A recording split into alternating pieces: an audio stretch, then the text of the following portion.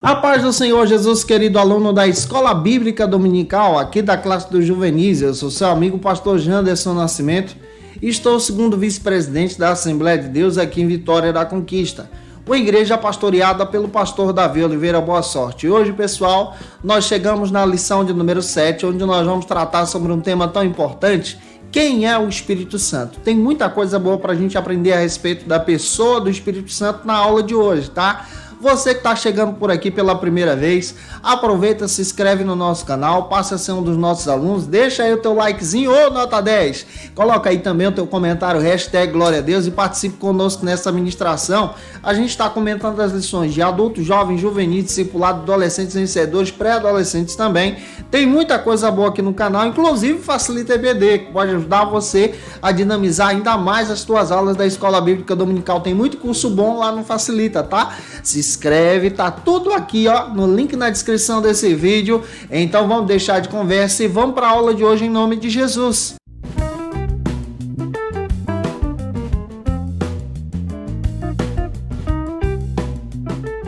Hoje nós chegamos na lição de número 7 aqui da classe dos juvenis. Quem é o Espírito Santo? Como nós precisamos parar para entender a respeito da pessoa do Espírito Santo? E nessa aula de hoje nós vamos entender a respeito da pessoa do Espírito Santo e, claro, com algumas bases bíblicas. Eu quero destacar algumas bases bíblicas para a gente iniciar bem a nossa ministração. A primeira base bíblica está pautada em João capítulo 14, versículo 16. Esse é o nosso versículo introdutório.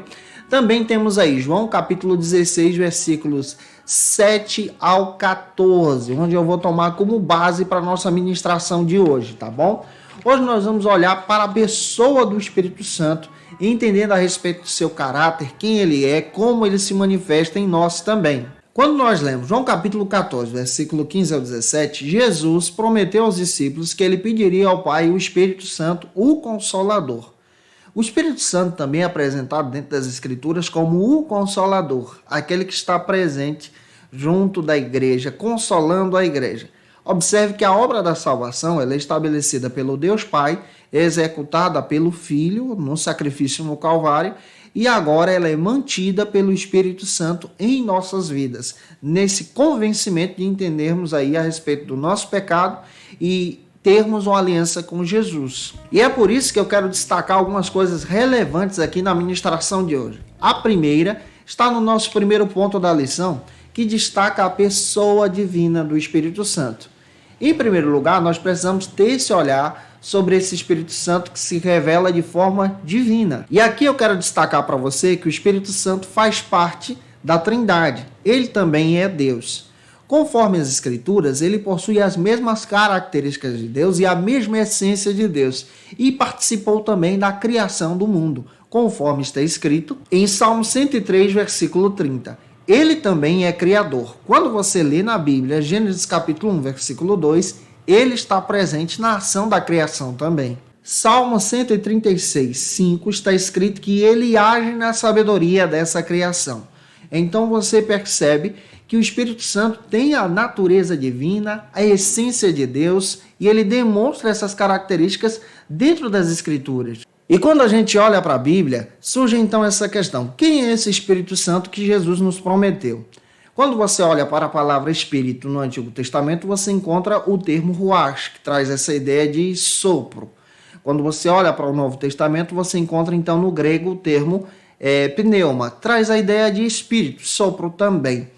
Esse Espírito Santo, ele é Deus e possui a mesma essência divina. Conforme Stanley Horton, ele faz questão de dizer que a ação do Espírito Santo está presente em todas as Escrituras como Deus e não como força de Deus. Os testemunhos de Jeová, por exemplo, eles defendem que o Espírito Santo ele é uma força de Deus. Ele é Deus. Guarde isso para apresentar em sala de aula. O Stanley Horton faz questão de dizer que ele está presente na criação, que ele está presente, por exemplo, no Pentateuco da Bíblia, ele está presente nos livros históricos, ele está presente agindo nos Salmos, ele está presente nos livros dos profetas. O Espírito Santo age na vida dos profetas também, está presente também na vida de Jesus, no ministério de Cristo, no ministério dos apóstolos, no ministério da igreja, no dia a dia, está presente conosco também, que acreditamos nessa presença e nessa evidência real para a nossa vida em Cristo Jesus. Ele continua trabalhando e operando na vida dos crentes que acreditam em Cristo. Quando você lê João capítulo 14 e 15, ele trabalha na vida daquele que obedece os mandamentos de Jesus, obedece a palavra de Deus. Ele é Deus e age de forma poderosa pela palavra. Quando você olha para a lição, por exemplo, o Espírito Santo, ele tem essa ação, essa característica de pessoa mesmo. Ele fala, ele age. 1 Coríntios 12, 11, está escrito que ele tem vontade. Ele faz o que quer, da forma que quer e da maneira que quer. Gálatas 5, 22, ele ama, ele trabalha em nós nesse amor profundo de Deus. 1 Coríntios 2, 13, ele guia e nos instrui na verdade, na palavra de Deus. Romanos 8, 26, ele intercede por nós. Então você percebe que ele trabalha em nós, opera em nós, desenvolvendo o seu desejo. Atos capítulo 13, ele fala à igreja, ao coração da igreja, versículo 1 ao 3, ele fala para que você possa ouvir. Então você encontra o Espírito Santo trabalhando em nós de uma forma poderosa. Gente boa, apresente a ação do tópico 1 e avance agora para o segundo ponto da tua aula. É importante destacar aqui que o meu objetivo é explicar a lição para você. Se você tem o desejo aí de dinâmicas, eu não apresento as dinâmicas porque a lição já descreve as dinâmicas para a gente, tá bom? O segundo ponto trata sobre o seguinte assunto aqui em sala de aula: os símbolos do Espírito Santo. O Espírito Santo tem diversos símbolos de acordo com as Escrituras. Ele se manifesta em nós de uma forma poderosa. O Stanley Horton, que eu acabei de citar para vocês, ele também descreve que o Espírito Santo ele se revela de algumas maneiras. Por exemplo, como água, de acordo com João capítulo 7, 37 ao 39, ele se revela como água purificadora que nos limpa e nos lava do nosso pecado, como fonte de vida para o sedento, trabalhando em nós. Ele se revela também como fogo. O fogo traz essa ideia de purificação, Atos 2, 3, e ao mesmo tempo de limpeza, de trabalhar de Deus, de acender essa chama de fervor espiritual em nós. Atos 10, 38, ele se revela também como óleo, como azeite, que nos reveste para uma capacitação, como unção de Deus. João 1,32, ele se revela também de forma corpórea, como uma pomba, conforme está escrito até mesmo nesse batismo de Jesus. Você vê o Cristo, o Espírito Santo, conforme a forma de uma pomba, e Deus falando nos céus, a Trindade presente nessa ação e na obra de Deus, no ministério de Cristo. João 10, 14, ele também se revela como selo. A ideia de selo é que nos dias de Jesus, aquilo que era selado, o selo geralmente era feito assim, era como aquele produto da vela derretida, era colocado em um local e vinha um carimbo sobre aquele selo. Onde tivesse aquele selo carimbado, descrevia então que ali tinha um dono, um proprietário, alguém de grande estima que guardou aquilo. O símbolo do Espírito Santo também é descrito em selo. Nós somos selados por Cristo. O Espírito Santo nos selou conforme a promessa do Pai, para recebermos todo o plano, vontade e desejo de Deus em nossos corações. Eu espero estar contribuindo com você até aqui. João capítulo 14, versículo 23, também está escrito que ele trabalha em nós quando nós obedecemos à vontade dele. Então você vê esse Espírito Santo agindo em nós, operando em você, trabalhando em você e avançando. Apresente então a ação do tópico 2 e vá para o terceiro ponto da aula de hoje, que trata sobre o seguinte assunto aqui na classe dos juvenis: o Espírito Santo e a santificação. Observe, ele se revela como santo, então exige a santificação. Nós acreditamos que o batismo com o Espírito Santo é dado pós-conversão, tá? Nós pentecostais acreditamos que você recebe, por exemplo, o Espírito Santo em sua vida como habitação quando você aceita Jesus como seu Salvador. Já eu falo sobre a habitação do Espírito Santo no quarto ponto. Mas a gente precisa entender que o batismo é dado após conversão. Ele é uma espécie de santificação para receber esse revestimento de poder dado por Deus para uma obra missionária. O Espírito Santo age em nós exatamente em santificação. Não é à toa que a Bíblia chama ele de santo e ao mesmo tempo de conselheiro. Capítulo 14, versículo 16 de João, está escrito que Jesus pediria ao Pai o conselheiro, o Espírito da verdade, que nos guiaria para a vontade de Deus. E o Espírito Santo, ele é um conselheiro santo e seguro e confiável. Quando você olha para as Escrituras, você entende que se você orar, ele ouve as tuas orações. Conforme João capítulo 14, 17, está escrito que ele também guia os servos dele na verdade. Guia as pessoas em Cristo pela verdade, pela vontade de Deus, porque ele é santo. Aquele que não é salvo em Jesus, que não foi regenerado pelo Espírito Santo, que não é morada do Espírito Santo, está morto espiritualmente. É por isso que ele precisa ter um novo nascimento com Cristo. Conforme está escrito em João 14, 17, você pode perceber isso aí, que existem pessoas que estão mortas. Existem também alunos que estão mortos espiritualmente em tua escola bíblica dominical também. Pessoas que são guiadas pelo fruto da carne, guiadas pela mentira, guiadas pelo erro, pelo pecado.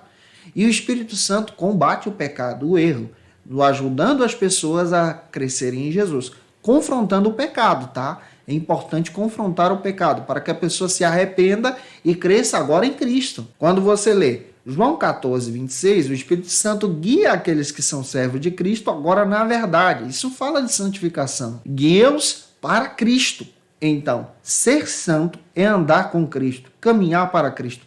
Isso move também a nossa maneira de vestir, de falar, de agir, de se comportar. Isso é a ação de Deus em nós. Então, peça de Deus o Espírito Santo sobre você para essa santificação.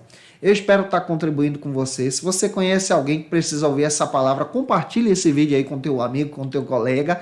Vamos avançar agora para o quarto e último ponto da aula de hoje. Apresente a ação do tópico 3, tá? Tá na lição, faça isso. E o nosso quarto ponto trata sobre o seguinte assunto aqui na nossa EBD. A morada do Espírito Santo. 1 Coríntios 6,19, Paulo diz que nós somos templo do Espírito Santo. Ele habita em nós. Quando você lê João capítulo 14, versículo 13 a seguir, 14 a seguir, você percebe Jesus falando que aquele que conhece a sua verdade e obedece seu mandamento, o Espírito Santo habita nele. Quando nós lemos, por exemplo, João 14, 17, está escrito que ele vive e habita em vocês. Ele faz morada em você que aceitou o Cristo como seu Salvador. Ezequiel 37, 14, há uma profecia de Ezequiel que o próprio Deus colocaria em nós o seu Espírito, habitando em nós. Romanos 8, 9 está escrito que nós somos dominados pelo Espírito Santo na obra da salvação. Quando você aceita Jesus, ele faz morada em você. João 14, 18, 19, quando nós aceitamos ao Cristo, nós então confirmamos a nossa união com Jesus. E o Espírito Santo trabalha em nós e habita em nós. Mateus 28, 20 está escrito que através do Espírito Santo, Jesus estaria com seus discípulos até o fim. E ele está com você também. Para finalizar a aula de hoje, eu espero ter contribuído com você. Apresente a ação do tópico 4, tá? Fale sobre essa presença maravilhosa do Espírito Santo, que é Deus e opera em vocês, em Cristo, que essa palavra tenha falado ao teu coração, que você seja edificado em Jesus. Te ajudei, marca a gente aí no Instagram também, tá? Segue a gente, que Deus te abençoe, ore por nós. Como a gente está fazendo em todas as nossas aulas, eu quero trazer algumas dicas de leitura que eu utilizei para montar a aula de hoje. Utilizamos para montar a aula de hoje o texto Teologia Sistemática Pentecostal, que pode ajudar muito nesse trimestre, utilizando aí na EBD. Batismo com o Espírito Santo, um debate entre as tradições da editora Carisma, que vale a pena você ter essa visão a respeito da pessoa do Espírito Santo. Raízes Teológicas Pentecostais da editora Carisma, também que pode ajudar você nessa visão para esse trabalho. O Espírito e a Palavra da editora CPAD do Gutierrez Cerqueira, que traz essa visão hermenêutica sobre a nossa visão pentecostal, tá? Gente, um beijo no teu coração. Até a próxima aula, se Deus quiser. Na lição de número 8, nós vamos trabalhar sobre o seguinte assunto aqui na nossa EBD. Deixa eu verificar a nossa lição aqui. Nós vamos estar juntos estudando a palavra de Deus sobre o tema, o batismo no Espírito Santo e os dons, tá? Tem muita coisa boa, você não pode perder.